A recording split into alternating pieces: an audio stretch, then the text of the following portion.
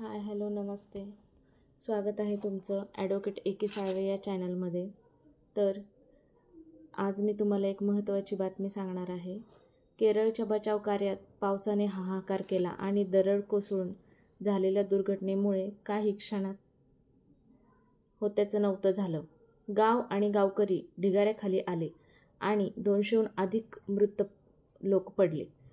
यावेळी बचाव कार्यादरम्यान मेजर सीता शेळके यांच्या नेतृत्वाखाली अवघ्या 2 दिवसात नव्याने लोखंडी पूल बांधण्यात आला.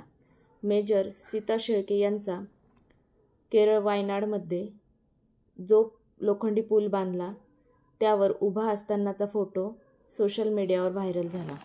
वायनाडच्या दुर्घटनेच्या बचाव कार्यात मोलाची भूमिका बजावणाऱ्या मेजर लष्करी महिला अधिकारी सीता शेळके या मूळच्या महाराष्ट्रातील अहमदनगर जिल्ह्यातील पारनेर तालुक्यातील असून मेजर सीता शेळके यांचे विशेष म्हणजे त्या त्यांच्या पथकातील एकमेव महिला अधिकारी असून त्यांनी बजावलेल्या कामगिरीची खूप खूप कौतुक होत आहे. त्यांचे खूप खूप आभार आणि केरळमधील मृत लोकांना श्रद्धांजली.